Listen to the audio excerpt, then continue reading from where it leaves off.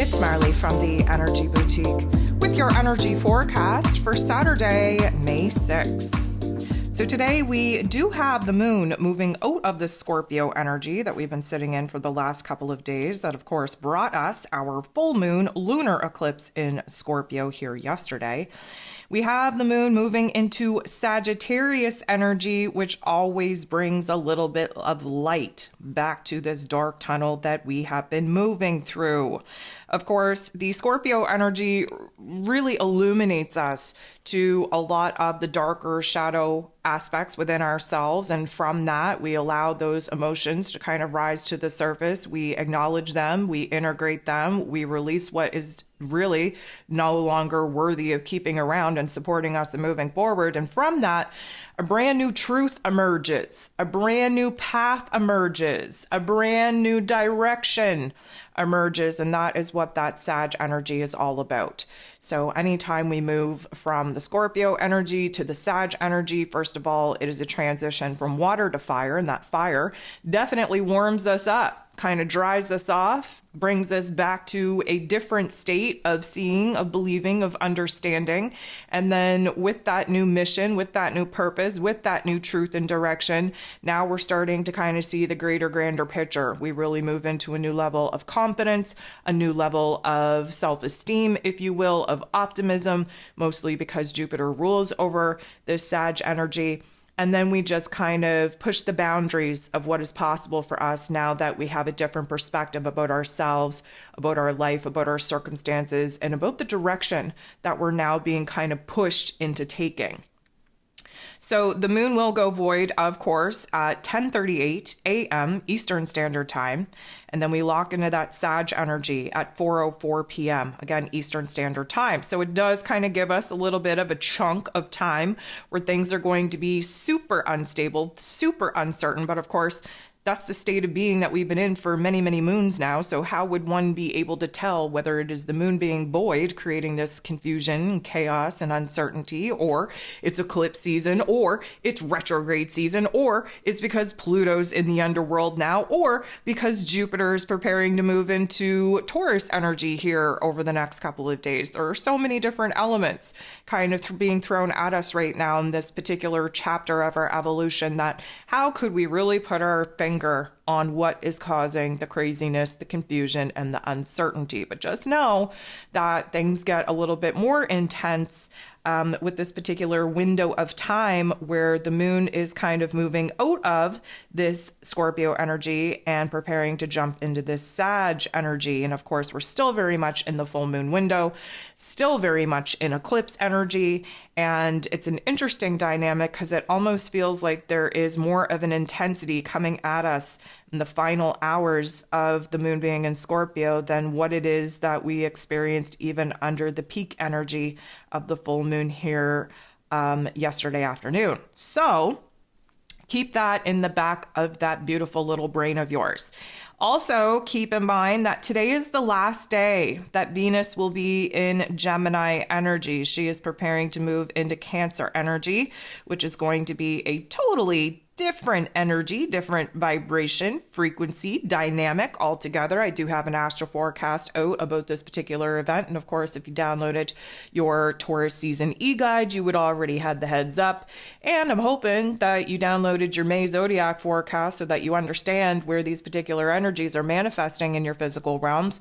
But if you haven't done all that, then maybe you should. And if you're not going to, then at least pay attention to the P's and Q's that I'm dropping here in these particular forecasts.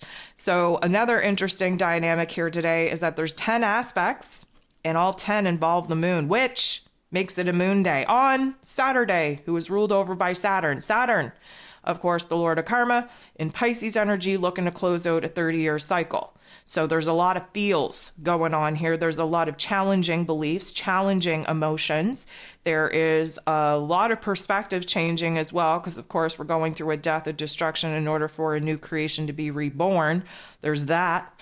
And so it is going to be a super interesting dynamic here today, especially as we change energies between the Scorpio and Sag energies. So the very first thing that we have kind of popping off here today is the moon in Scorpio, trining, which is a beautiful energy, with Mars. So if you downloaded your moon guide, which I'm really hoping that you did to take advantage of this eclipse energy alignment and recalibration that we're going through, you would know that Mars played a pretty important part in this moon guide. And again, it's not too late to download your moon guide to get in alignment with these energies.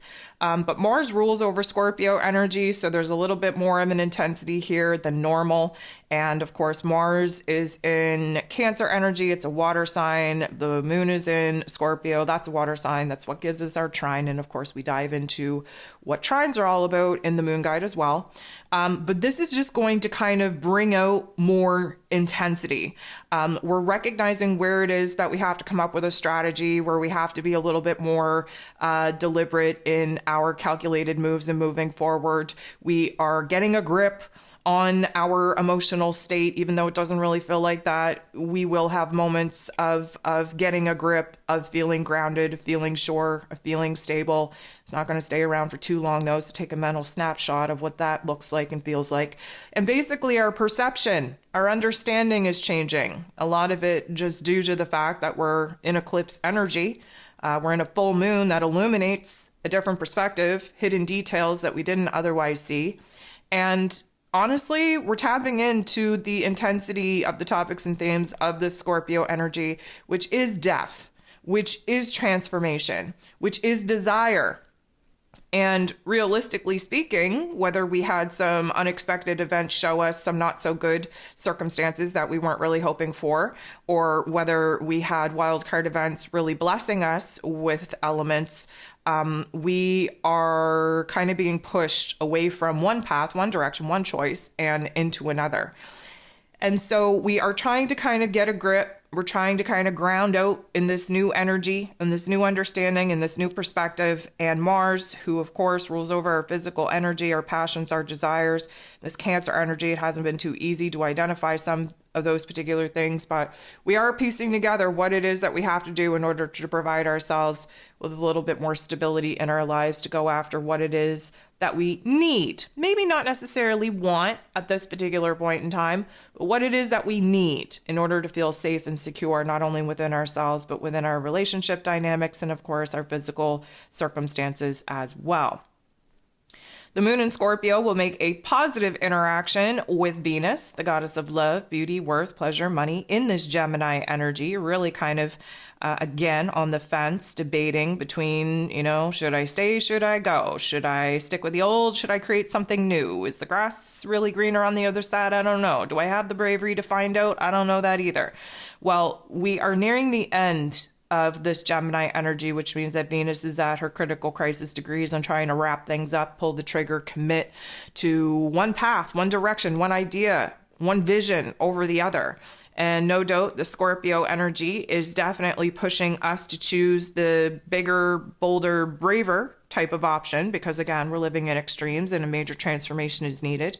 But we're definitely kind of gaining some clarity, a glimpse on what it is that we want to do from here, what it is that we absolutely have to change, and then what it is that we want to change, just to kind of see if we can create a life that is more in alignment with our heart space than it has been in alignment with our ego space.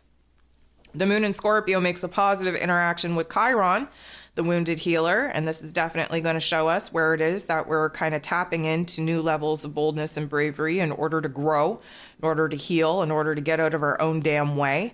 We are definitely seeing where the identity shift is taking place. Many of us going through a reinvention, rebranding of self.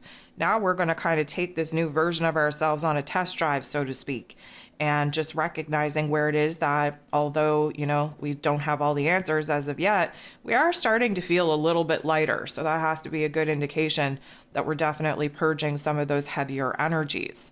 Now, the last aspect that the moon in Scorpio is going to make before going void, of course, is a trine with Neptune. Now, a trine means that we're in the same element. So we got some water on water action here, especially with Neptune being in its place of power in Pisces energy. This is super intuitive.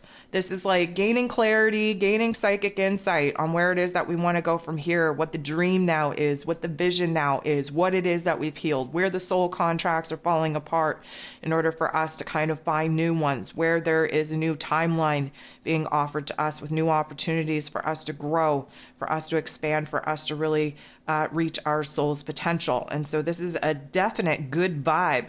We are attached to the higher self. We are kind of dancing in the mystical part of our experiences and just kind of renewing and reminding ourselves on who it is that we are, what it is that we want, and what it is that we're being called to pursue.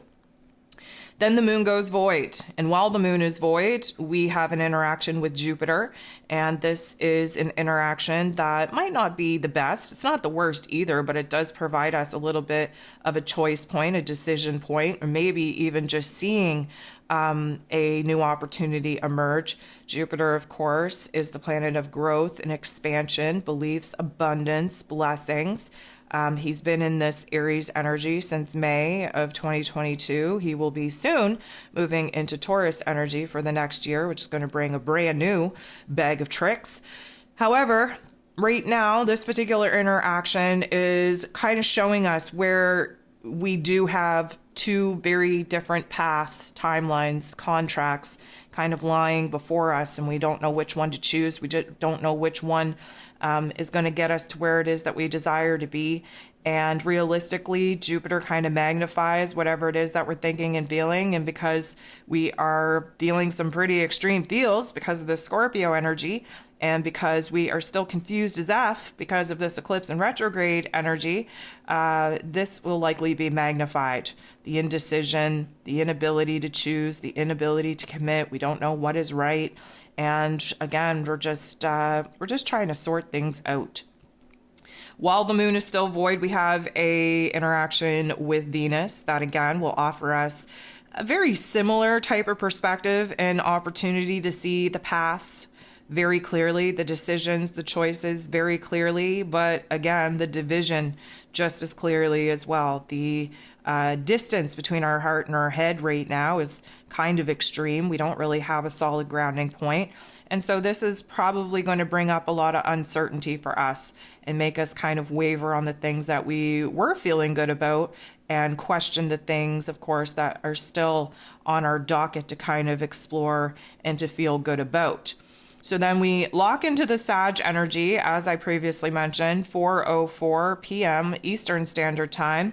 But 40 minutes later, we have our first aspect with the moon in Sag, which, lucky for us, is a sextile. It's a beautiful, beautiful blending of energies. And it is with Mr. Pluto, the great transformer himself, who, of course, is retrograde in this Aquarian energy. So first of all, we have to understand that the shift into the Sag energy that the moon is currently experiencing, it's a pick-me-up. It's big. It's grand. We think that anything is possible. We're dusting ourselves off.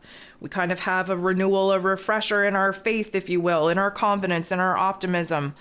Pluto's whole kind of gist here is to pull us inward, really examine our psyche, where toxic behaviors are concerned, where self-sabotaging behaviors are concerned, with the issues that we have around power and control, and to kind of test those boundaries and move those goalposts, because of course the Aquarian energy that Pluto's in, it's all about breaking free of some restrictions, of some constructs that are preventing us from seeing the greater, grander picture and the possibilities that are available to us, because of course we are getting in our own damn way. We're too in our head about it. So this particular energy is good because, again, we're kind of flying high with the Sag energy.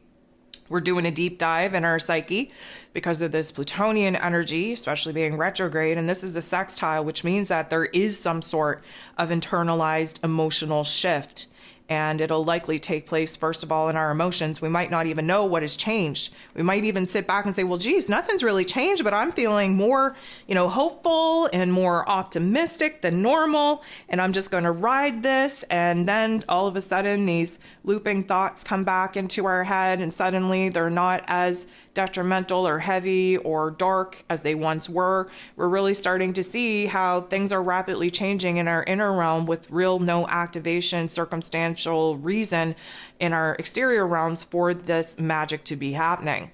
The moon then goes ahead and interacts with Chiron, the wounded healer. And this is a good vibe for us to see, holy crap, something's changing. We're growing here. I'm feeling it. We're healing it. We're seeing the growth. We're having a celebratory moment here. We're definitely not feeling as dark, as kind of down in the dumps, in the funk as we've been. And so in this break of energy, in this change of energy, we're starting to really fly high and identify who it is that we are now, that we've kind of struggled and survived through this funk and been illuminated to some truths and examined our inner realm and really kind of pushed the boundaries of who it is that we are and who it is that we desire to be. The moon in Sag will then make a positive interaction with Jupiter, its ruler, who is in Aries energy. This is a very beneficial interaction. We get some fire on fire vibes here. And again, let me just remind you that it's okay to dream the biggest dream that you could possibly dream. It's okay to bite off the more you can chew, as long as you're optimistic and confident about it, and understand that we are going to be taking down a couple of pegs when we move into Capricorn energy here. But this is what we do in Sag energy. We come out of the darkness of Scorpio energy. We see the light. We really run towards it. We run with it. We inspire ourselves to just kind of have a new lease on life. We want to do all the things, go in all the different directions, really kind of conjure up a bigger dream, a bigger vision than what it is that we previously had. And we run with it, but we're never going to achieve it, especially not in the 2.5 days that the moon in Sag is in, because again, we move into Capricorn energy after Sag energy, and that always brings us back down to earth. And sometimes coming back down to earth is a little bit of a disappointment. So just keep that in mind when you're flying high and chasing the dream and really like biting off more than you can chew while the moon is in Sag. And last thing that we got going on here today is the moon in Sag making an interaction with the North Node. And of course, the North Node was the star here in this eclipse energy. That's why we have eclipses to begin with, because of the lunar nodes of the moon. And so what we get here is an opportunity, a crossroads point, if you will, to see where we have the choice to either stick with what it is that we've been doing or push the boundaries of something new, see what's possible for us. And of course, the North Node is trying to get us on the right path, but we have a little bit of growth to do, a little bit of decisions to make, some transformations to actually watch to come into full completion. But nonetheless, we are starting to see the big picture vision on where it is that our heart is asking us to kind of go from here. And we still need a little bit of time to sort out those details. However, we're understanding now that the game has changed. The playing field has changed as well. And a lot of that is due to the ever-changing landscape from the karmic divine scripts that we're playing out right now through eclipse season and through retrograde season.